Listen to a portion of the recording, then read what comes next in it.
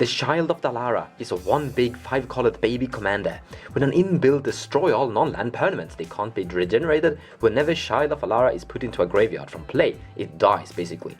However, you have to put your commander into your graveyard to activate this trigger, because if you send Child of Alara to the command zone, that is a replacement effect that takes away the die effect. However, we are going to be using high market, sacrifice a creature to gain 1 life, to make our commander die whenever we desire.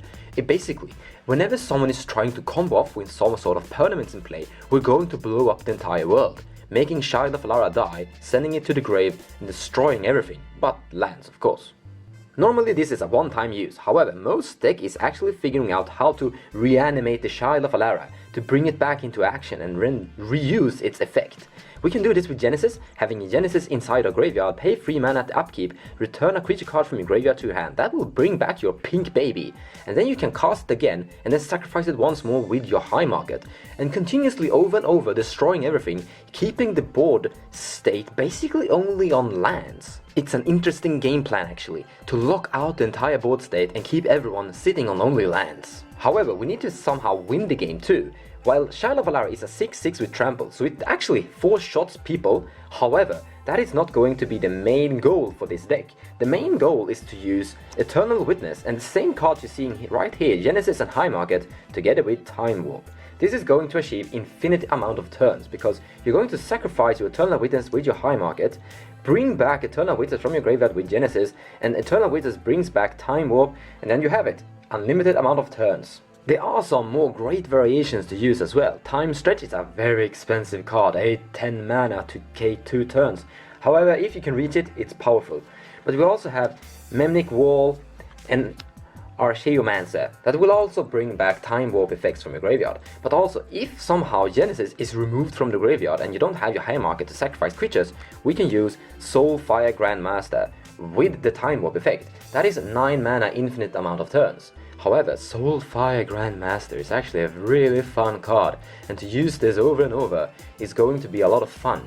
We're going to play a lot of control spells inside this deck, and we can retake our counter spells with Soulfire Grandmaster as well. But there are more ways to achieving infinite amount of turns inside this deck. So here you're looking at another combo that has Time Warp, Seasons Past and Demonic Tutor. You simply start with casting Time Warp, taking an extra turn. But before taking a turn, you cast Demonic Tutor to search for Seasons Past and cast that one as well. This combo requires, however, 13 mana, so it's quite a lot.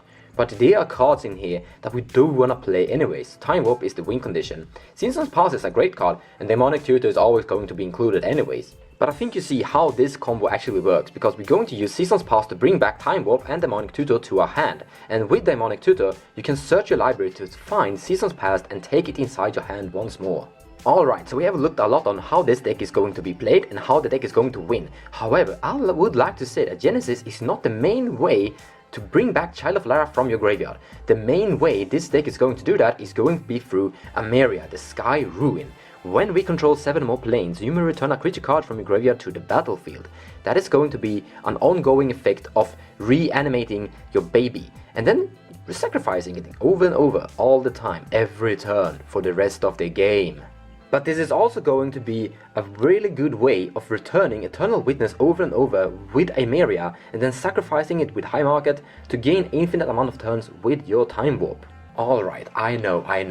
What we are trying to do is actually quite hard. We're talking about 9 lands here. We're talking 7 planes, Emeria and High Market. And that's actually a lot. And the same thing with Genesis and the High Market and the Sacrifice Outlet. That's actually a loop of 9 mana. And the same with the Seasons Past. That's 13 mana. So we're actually demanding a lot. But however, it is not that impossible to achieve, considering that there are so many variations of planes that are something else also, like a plains and an island and a forest and a plane. And together with Cross and Verge, you can search your library for a forest card and a plains card. Cross and Verge can actually search for shocklands. The same with all fetch lands. In total, we are going to be able to fill our deck with fetch lands and variations of lands that are both plains and something else to fill up our mana base. And after that, you might just fill up the deck with more normal plains. Like here. Here are basic plains card. A little bit foily, but you can still see here, plains. In the end, it should be possible to build this deck without the need of a command tower, a land that taps for 5 colored mana this time, because there are so many variations of cards that are going to help us out achieving the 7 planes condition, like Mirrored Landscape as well. But there is a much bigger problem that we need to talk about, and that's actually getting there. We're talking about a lot of turns that we need to get to put all those lands into play, and we are going to run into a bit of problem because most people are trying to win a lot faster than we are, like turn 3, turn 2, turn 4. And sure, we could be ramping, we could play a lot of cards that help us put more lands cards into play, but we need to do something that stops people from trying to win with a combo that is faster than this deck. And that is why this deck is a control deck at the core. Every card you're looking at right now is a control piece that will interrupt and stop players from doing stuff, but also they will cantrip. All cards you're looking at right now will also draw a card. So basically, the deck is trying to play a lot of cards that interrupt and disrupt your opponent, and then drawing a card to move forward with your own game plan, like Arcane Denial and Cremate. Both cards are disrupting and destroying stuff. Cremate actually is a huge powerful card, because it's destroy anything inside a graveyard in instant speed, and then you draw a card. That is great. The same with Redding Wines. Cool, good. And Nimble Obstructionist. Actually, that is kinda interesting because Nimble Obstructionist is going to be discarded to counterspell an activated or triggered ability, and then Emeria could return it to play from your graveyard. It's kinda cute. Feels like playing a casual deck, but also Scavenging Grounds is also very important because we can disrupt a graveyard with a land card. Also Mystic Confluence, we are playing some expensive cards here, and the reason why we can play some of the expensive cards is because we're delaying the game. We're trying to make the game longer, and eventually we are going to be afforded paying the 5 mana of Mystic Confluence. Even though it's a very bad card in the opening hand and some decks are just too fast for Mystic Confluence, but still, it's a good card. If you draw it later, when you have used some of the other earlier interruptions, you are going to be fine. Remand is great, the same thing, making the game a little bit longer and progressing with your game plan.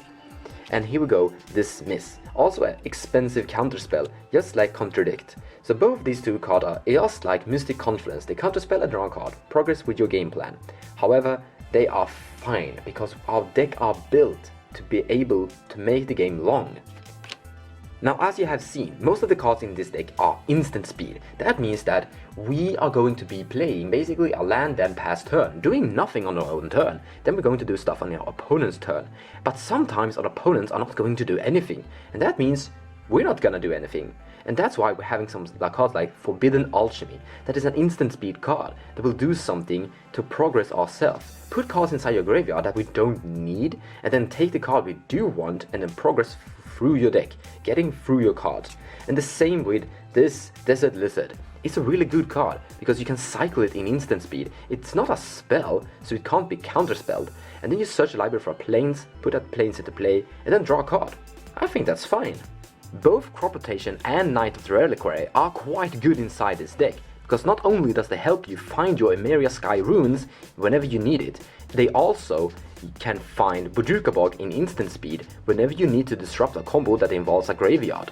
Now, there are a lot of different ways you could actually do this. You don't need to play the cards I just shown you. You can play a different deck. You can play a different strategy. Something like Stacks, Hate Base, White Hate Base. We're basically playing a white deck. So a lot of the white disruption, a lot of Edalian, the Aven Mindsense and Linvala, and maybe even Hushwingriff could be great for this deck. However, I would like to point something out, that you are going to destroy your own stuff with your baby commander.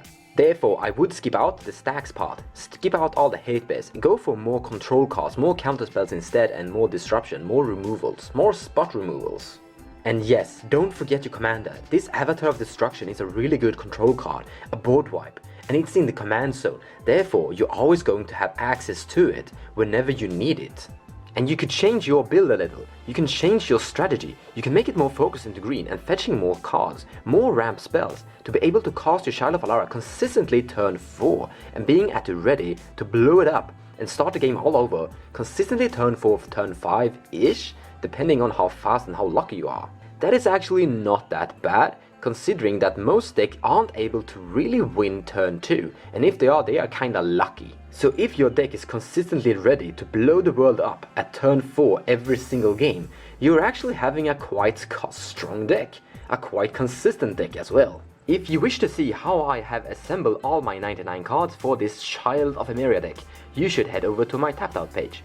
There you can find exactly how it's currently built, but you will also see any updates to it. You can find the list in the description below at a link for my tapped out page. In any case, this is it for this deck tech. This is it for this video. This is it for the introduction of this childish deck. If you did like the video, please leave a thumbs up, that really makes my day. I am your host Mons, thank you so much for helping me raise this little baby.